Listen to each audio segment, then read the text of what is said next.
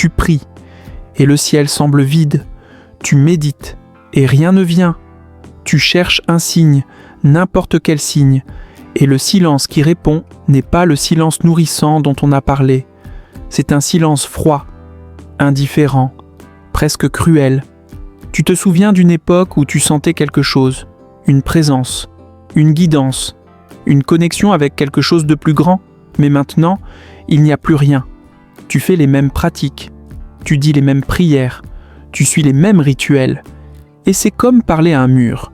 Peut-être que tu as commencé à te demander si tout ça était réel, si tu ne t'étais pas raconté des histoires, si ta foi n'était pas juste une illusion confortable que la réalité a fini par briser. Peut-être que tu te sens abandonné, trahi, puni pour quelque chose que tu ne comprends pas.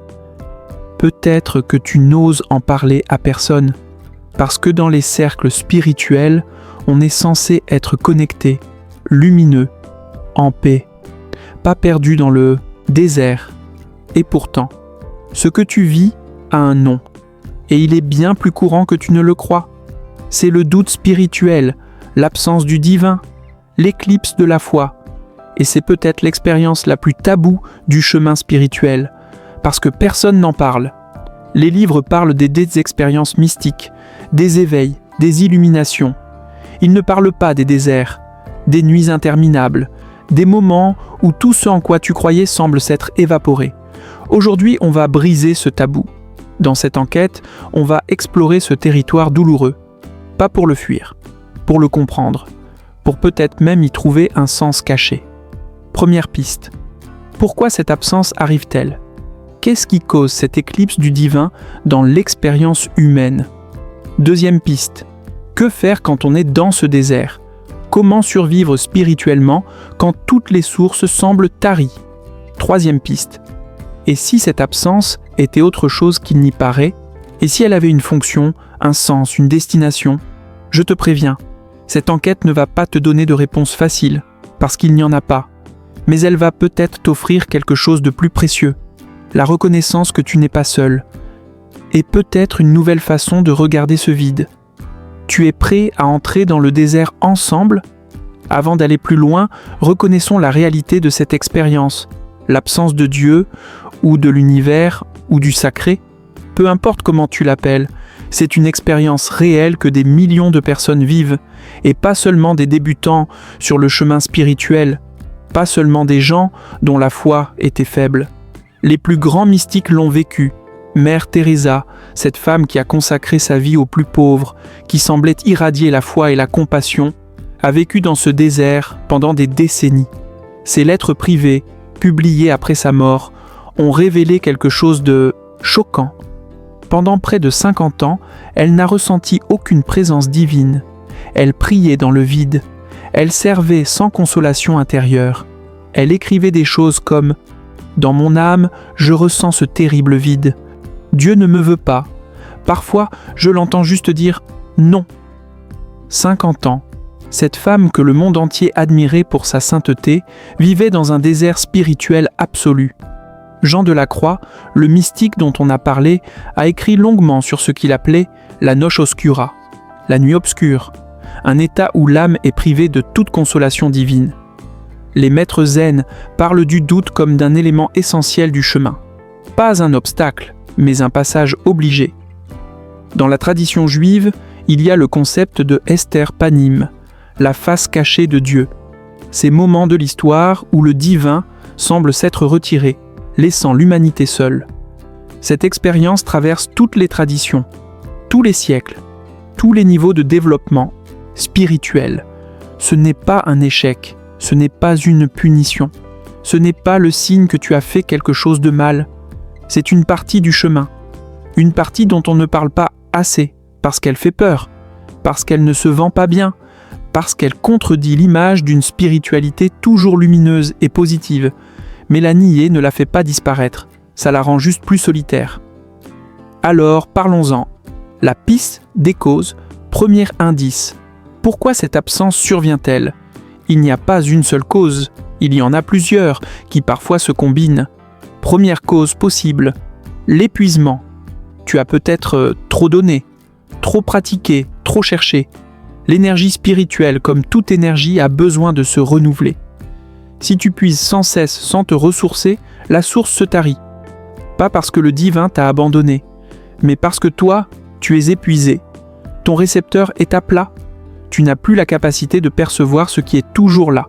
C'est comme essayer d'écouter de la musique avec des écouteurs dont la batterie est morte. La musique joue toujours, mais tu ne l'entends plus. Deuxième cause possible, la transition. Tu es peut-être en train de changer. Ta foi ancienne ne fonctionne plus, mais la nouvelle n'est pas encore née. C'est l'entre-deux, le passage, la chrysalide. L'ancienne façon de te connecter au divin était peut-être adaptée à qui tu étais avant. Mais tu n'es plus cette personne, et tu n'as pas encore découvert la nouvelle façon qui te correspond maintenant. C'est désorientant, parce que ce qui marchait ne marche plus. Et tu ne sais pas encore ce qui va marcher. Troisième cause possible, la purification. C'est l'explication classique des traditions mystiques. L'absence de Dieu est une forme de purification, un dépouillement de tout ce qui n'est pas essentiel. Tant que tu as des consolations, des expériences, des signes, tu peux t'attacher à eux. Tu peux confondre les cadeaux avec le donateur.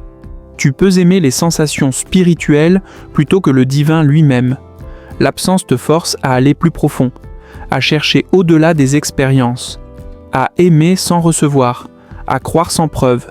C'est un dépouillement radical. Et il fait mal. Quatrième cause possible, l'ombre. Parfois, l'absence du divin coïncide avec la remontée de ton ombre, de tout ce que tu as refoulé, nié, évité. La lumière spirituelle peut temporairement masquer l'ombre. Mais à un moment, elle doit être confrontée. Et pendant cette confrontation, le divin peut sembler absent, parce que ton attention est tournée vers ces parts sombres. Ces parts sombres, parce que tu es dans les profondeurs plutôt que dans les hauteurs. Ce n'est pas une absence du divin, c'est un changement de direction, une descente nécessaire avant de pouvoir remonter. Cinquième cause possible, la maturation de la foi. Ta foi d'enfant, celle qui s'attendait à des signes clairs et des réponses immédiates, doit peut-être mourir, pour laisser place à une foi adulte, plus sobre, moins dépendante des expériences, plus ancrée dans l'engagement et la confiance. L'absence est le creuset où cette maturation se produit.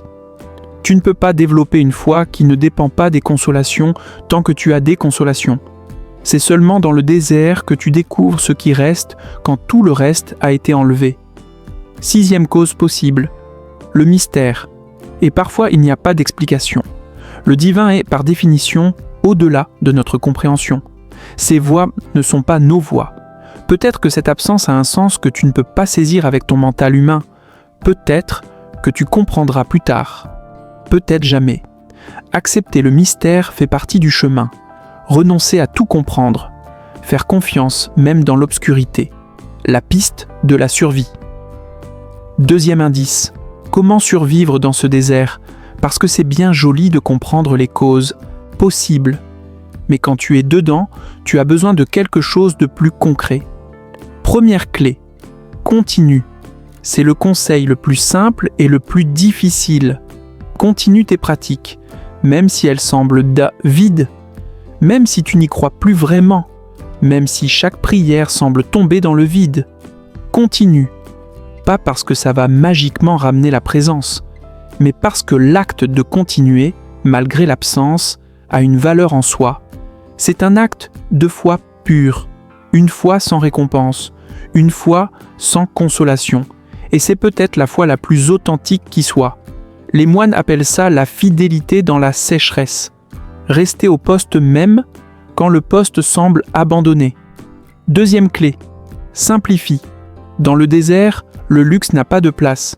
Seul l'essentiel survit. Simplifie tes pratiques. Enlève tout ce qui est superflu. Reviens à l'os. Une seule prière, un seul mantra, quelques minutes de silence. Pas plus. Ne force pas, ne fais pas semblant. Juste le minimum vital. Parfois, c'est tout ce que tu peux faire, et c'est suffisant. Troisième clé, parle. Trouve quelqu'un à qui parler. Quelqu'un qui peut entendre ton doute sans le juger, sans essayer de le réparer. Un directeur spirituel, un thérapeute qui comprend la dimension spirituelle. un ami rare qui a traversé quelque chose de similaire. Le silence autour du doute le rend plus lourd. Les mots, même maladroits, allègent. Tu n'as pas besoin de solution.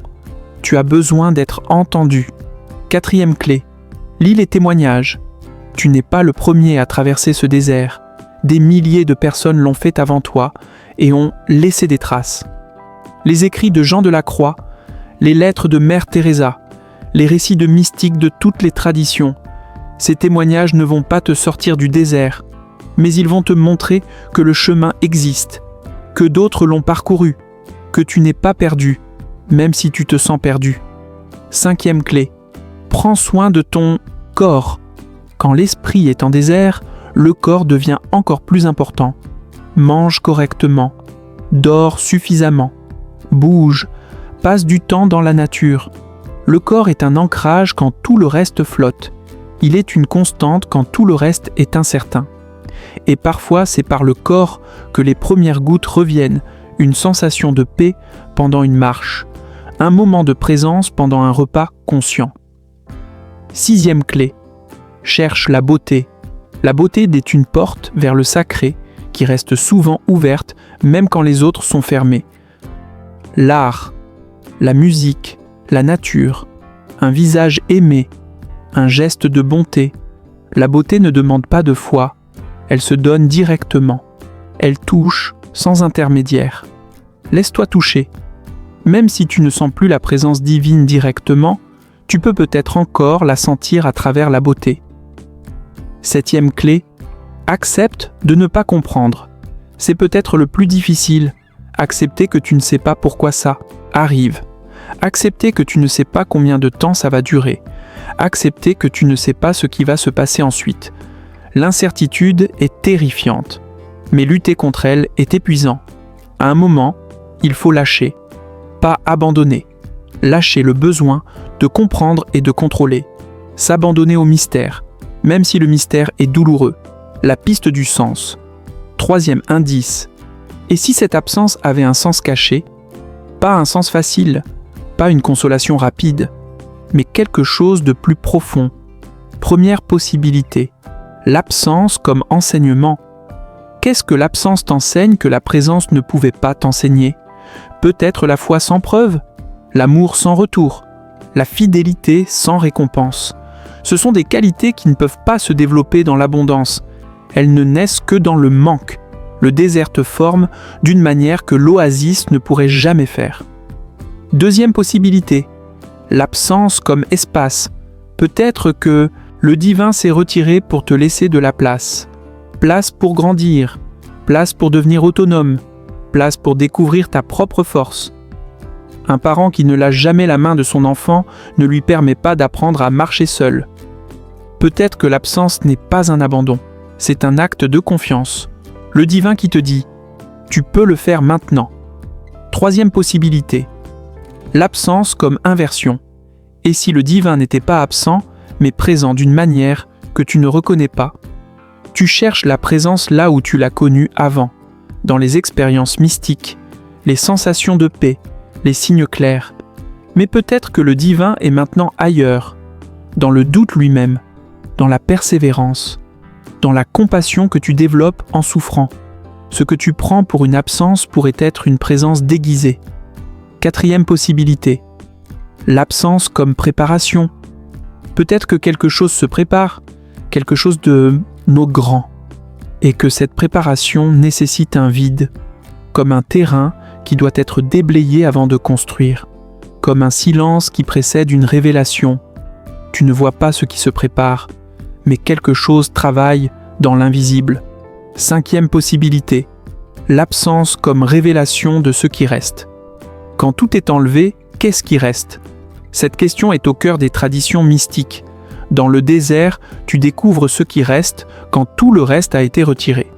Et ce qui reste, c'est peut-être l'essentiel, peut-être toi, peut-être le divin sous une forme que tu n'avais jamais reconnue. Le dépouillement révèle ce qui était caché sous les ornements. 6e possibilité, l'absence comme mystère. Et peut-être qu'il n'y a pas de sens, pas de raison, pas de finalité que tu peux comprendre. Peut-être que l'absence est juste ce qu'elle est, un mystère, une partie de l'expérience humaine qui échappe à l'explication, et peut-être que c'est ok. Peut-être que vivre le mystère sans le comprendre fait partie de ce que signifie être humain, ce que le désert donne. Je veux te partager quelque chose maintenant. Les personnes qui ont traversé ce désert et en sont sorties témoignent souvent de quelque chose d'inattendu. Elles ne regrettent pas le désert. Oh, elles ne voudraient pas y retourner. Elles ne minimisent pas la souffrance. Elles ne romancent pas l'expérience. Mais avec le recul, elles voient ce que le désert leur a donné, une foi plus profonde, non pas malgré le doute, mais à travers le doute. Une foi qui a été testée et qui a survécu. Une relation plus mature au divin, moins dépendante des expériences, moins centrée sur les cadeaux, plus ancrée dans quelque chose qui dépasse les fluctuations. Une compassion immense pour ceux qui souffrent, pour ceux qui doutent, pour ceux qui sont perdus, parce qu'ils savent ce que c'est, une humilité, la fin de la certitude arrogante, l'acceptation du mystère, la reconnaissance que le divin est au-delà de leur compréhension, une liberté, la liberté de ceux qui n'ont plus rien à perdre, qui ont traversé le pire et sont encore là. Le désert détruit, mais il construit aussi. Ce qu'il détruit, ce sont peut-être les choses qui devaient être détruites. Ce qu'il construit est peut-être plus solide que ce qui existait avant. C'est un paradoxe cruel, mais c'est un paradoxe que des générations de chercheurs spirituels ont vérifié dans leur propre chair. Le désert est un creuset, et ce qui sort du creuset n'est plus le même. La question de la foi. Il y a une question qu'on doit aborder honnêtement. Et si le divin n'existait vraiment pas? Et si cette absence n'était pas une épreuve mais une révélation? La révélation que tout ça était une illusion? C'est une question légitime, une question que beaucoup se posent dans le désert. Je ne vais pas te donner une réponse facile, parce que je ne l'ai pas. Ce que je peux te dire, c'est ceci. Personne ne peut te prouver que le divin existe. Personne ne peut te prouver qu'il n'existe pas. Les deux positions sont des actes de foi. Croire que l'univers a un sens, une intelligence, une dimension sacrée, c'est un choix. Croire que l'univers est purement mécanique, indifférent, sans signification profonde, c'est aussi un choix. Tu es face à ce choix. Et tu dois le faire sans certitude.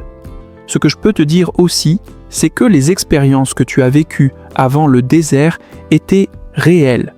Les moments de connexion, de présence, de guidance, ils ont existé. Leur absence maintenant ne prouve pas qu'ils étaient des illusions. Elle prouve seulement qu'ils sont absents maintenant. Et ce que je peux te dire enfin, c'est que la foi n'est pas un sentiment. C'est un engagement. Tu peux choisir de continuer à croire, même quand tu ne sens rien. Non pas parce que c'est confortable, mais parce que c'est le chemin que tu choisis. Ou tu peux choisir de ne plus croire. Et c'est aussi un chemin valide. Mais ne laisse pas le désert décider pour toi. Ne laisse pas l'absence temporaire déterminer ta position permanente. Attends, traverse, et décide de l'autre côté, quand tu pourras voir plus clairement. La traversée. Je veux maintenant te parler de la traversée elle-même, le désert fini. Pas toujours quand tu le voudrais, pas toujours comme tu t'y attendrais, mais il finit. Parfois c'est un retour progressif. La présence revient doucement, comme une aube lente. Tu ne sais pas exactement quand la nuit s'est terminée, mais tu te rends compte qu'il fait jour. Parfois, c'est un moment soudain, une brèche, une expérience qui rompt le silence, un retour aussi inexplicable que l'absence l'était. Parfois, c'est une transformation. Ce qui revient n'est pas ce qui était parti, c'est autre chose, une nouvelle forme de connexion que tu n'aurais pas pu imaginer avant. Et parfois, ce n'est rien de tout ça. Parfois, tu apprends à vivre avec une forme de relation au divin qui n'a plus besoin des expériences d'avant. Une foi sobre, silencieuse, moins spectaculaire mais peut-être plus profonde. Il n'y a pas une seule façon de sortir du désert. Il y en a autant que de personnes qui le traversent. Ce que je sais, c'est que la sortie n'est pas sous ton contrôle. Tu ne peux pas forcer le retour de la présence. Tu peux seulement continuer à marcher, continuer à chercher, continuer à vivre et faire confiance que quelque chose travaille même quand tu ne le vois pas.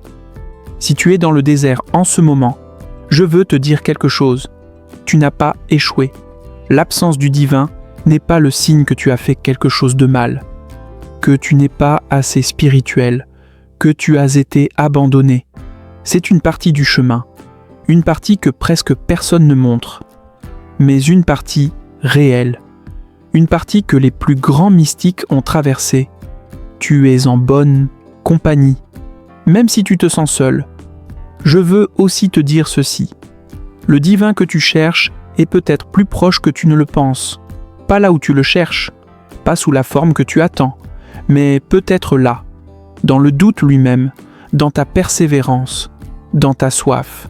Parce que d'où vient cette soif, sinon de quelque chose qui connaît l'eau? Et je veux te dire enfin ceci, tu vas traverser, pas parce que je te le promets. Je ne suis pas en position de promettre quoi que ce soit, mais parce que c'est ce que font les déserts. Ils se traversent, un pas après l'autre, un jour après l'autre. Et de l'autre côté, quelque chose t'attend. Je ne sais pas quoi, mais quelque chose. En attendant, sois doux avec toi-même. Tu traverses une des épreuves les plus difficiles du chemin spirituel. Tu mérites de la compassion, ta propre compassion. Et si personne d'autre ne te le dit, je te le dis. Ta foi silencieuse, ta prière dans le vide, ta fidélité semble aux récompenses. C'est peut-être la forme la plus pure de dévotion qui soit, même si ça ne ressemble pas à de la dévotion, même si ça ressemble à du désespoir. Quelque chose voit, quelque chose sait. Dans la prochaine enquête, on explorera quelque chose de très différent. Le secret des gens qui ne vieillissent pas mentalement. Cette capacité à rester vivant, curieux, ouvert malgré le passage des années. Comment font-ils? Si cette enquête a touché quelque chose en toi, un pouce bleu aide ces mots à voyager vers ceux qui sont peut-être en train de traverser ce désert en silence, sans savoir qu'ils ne sont pas seuls. Et si tu veux poursuivre l'exploration, le journal de l'enquêteur intérieur t'attend dans la description. Un espace pour tes propres questions, tes propres doutes, ta propre traversée. On se retrouve dans le silence.